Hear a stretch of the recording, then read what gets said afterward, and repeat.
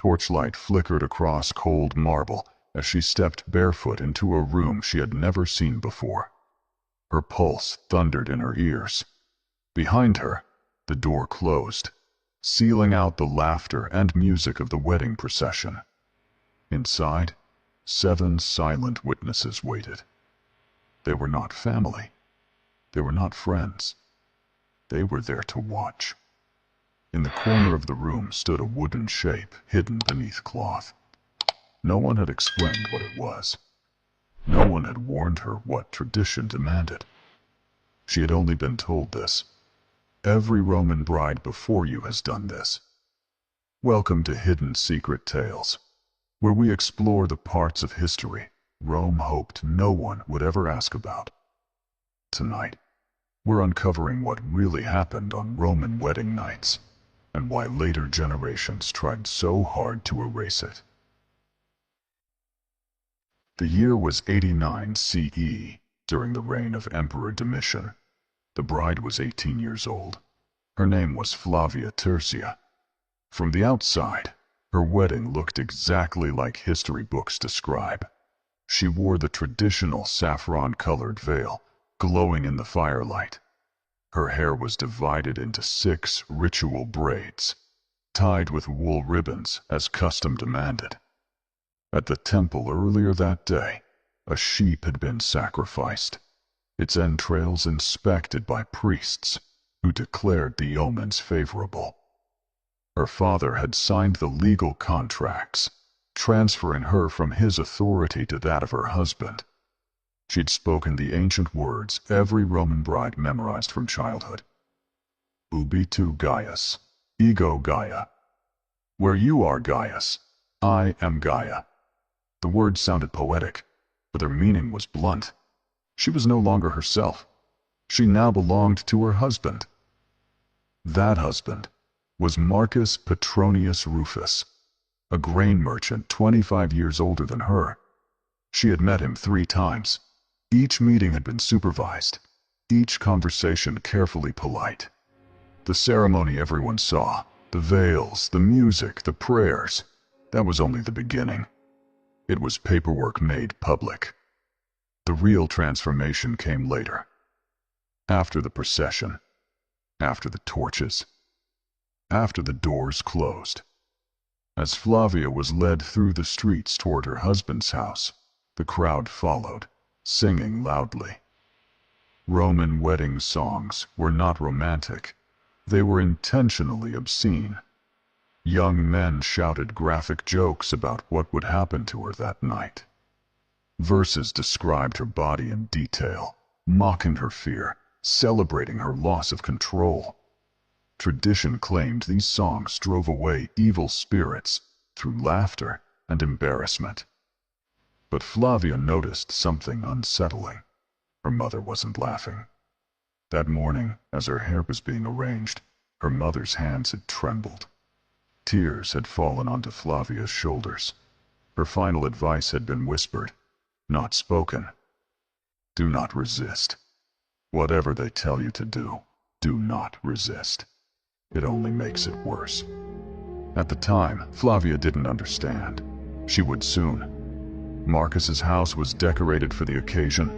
Wool garlands hung over the doorway. Green branches symbolized fertility. 2 torches burned steadily, marking the house as one where a marriage would be completed according to Roman law. Someone threw walnuts at Flavia's feet, an old fertility custom. The shells cracked under her sandals. She flinched. Marcus lifted her over the threshold. Officially, this was to prevent bad luck. Symbolically, it came from a much older idea, that a bride was taken into her husband's home, whether she wished to enter or not. The door shut behind them. The noise from the street vanished. Inside the atrium, Flavia froze.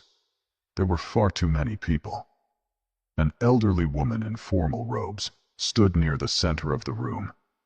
This was the pronuba, the matron responsible for overseeing everything that would happen that night. Her expression was calm, professional. Nearby stood a priest. 3 female slaves held basins and cloths. An older man sat quietly with a leather bag of medical instruments at his feet. And in the corner, partially hidden beneath fabric, stood the wooden structure, nearly 4 feet tall. Before we go any further, it's important to understand something modern audiences rarely hear. Roman marriage was not primarily about love. It was a legal transfer of property. Under Roman law, marriage was called conventio in manum, literally, coming into the hand. A woman passed from her father's legal control into her husband's. In earlier centuries, this power was absolute.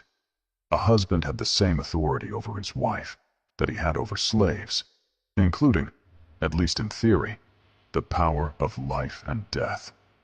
By Flavia's time, the law had softened slightly. Women could own property. Divorce existed. But the foundation remained unchanged. Marriage transferred ownership.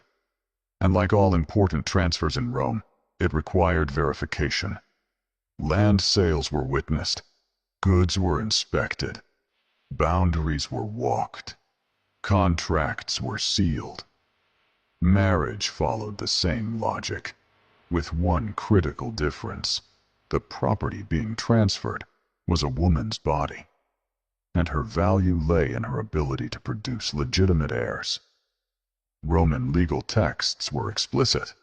A marriage was not considered valid until it was consummated.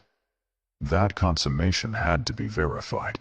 Her virginity had to be confirmed. Witnesses were required, so the transaction could never be challenged in court. This legal framework produced rituals that made perfect sense to Romans and feel horrifying to us. The pronuba took Flavia's hands. Her grip was firm, almost restraining. "The sacred rites must be completed," she said calmly. "You must greet Mutunus Tutunus and ask his blessing." Flavia was guided toward the covered figure. Her breathing became shallow. Her hands shook as she reached for the cloth. When she pulled it away, she understood why no one had prepared her. The figure was a carved wooden phallus, anatomically detailed and deliberately proportioned. This was not a small charm like those worn by children. This was not symbolic art. It had a purpose. Mutunus Tutunus was an ancient Roman fertility deity associated with sexual initiation. Roman writers mentioned him only briefly, and always uncomfortably. Centuries later, Christian authors like St. Augustine described the ritual with open disgust. According to them, Roman brides were required to sit astride the statue before consummating their marriages. Other sources echoed this claim. Some refused to describe it at all, saying the act was too shameful even to name. Modern historians sometimes soften this, suggesting the ritual was symbolic, a brief, seated gesture. But the language used by ancient writers doesn't support that comforting interpretation. The verbs imply mounting, not sitting; physical contact, not symbolism. The stated reason was fertility. The unspoken function was conditioning.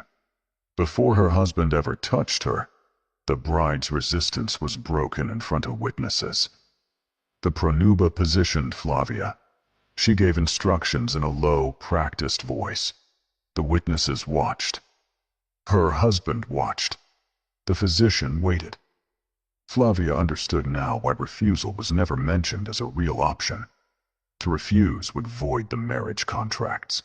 It would disgrace her father. She would return home publicly damaged, unmarriageable, her family humiliated. Roman society did not frame this as cruelty. It framed it as duty. So Flavia did not refuse. When it was over, slaves washed her in scented water. Officially, this was purification after contact with the god. Practically, it prepared her for the next step. The examination, The physician approached. This was not optional. In elite Roman marriages, a bride's virginity was verified by a physician or midwife before the wedding. The findings were documented as part of the legal record. Now, after the ritual, a second examination was performed. This confirmed that the rites had been properly completed, and that her body reflected what Roman law required before consummation. Ancient medical texts describe these examinations clinically, without emotion. Techniques were listed, outcomes recorded. The bride's discomfort did not matter. Property does not have feelings. Witnesses observed. Testimony could be given later, if needed. Only after this process was complete was Flavia led to the bedroom. The marriage bed was positioned deliberately. The doorway remained open. Oil lamps burned bright enough for observation. The pronuba stood nearby. Slaves waited in the corridor. Marcus entered. He looked nervous, almost embarrassed. He glanced at the pronuba before approaching the bed. She spoke formally. "The bride is prepared. The gods have blessed the union. Let the marriage be consummated according to Roman law."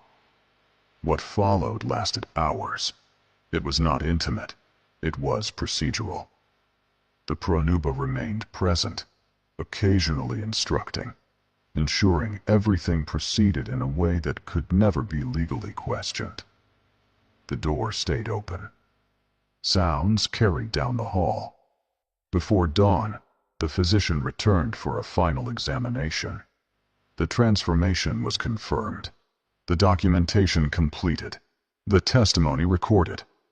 Flavia Tertia was now, legally and physically, a Roman wife. Flavia would go on to live a respectable life. She bore children. She managed a household. She attended festivals. She fulfilled every expectation of a Roman matron. She never wrote about her wedding night. Neither did any other Roman woman of her class. Not because it was rare, but because it was normal. Roman men didn't describe it either. There was nothing unusual to explain. These rituals were as ordinary as breathing.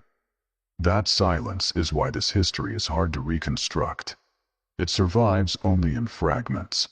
Hostile Christian condemnations, embarrassed medical manuals, legal references, and archaeological clues. The silence wasn't a conspiracy. It was normalization. The end of these practices did not come from Roman reform. It came from religious revolution, as Christianity spread through the empire in the 4th and 5th centuries. It brought radically different assumptions. If women had souls equal to men, they could not be treated as property. If marriage was sacred, it could not involve rituals the church deemed obscene. Statues were destroyed. Texts disappeared. Wall paintings were erased. The pronuba's role was reduced to ceremony. Within generations,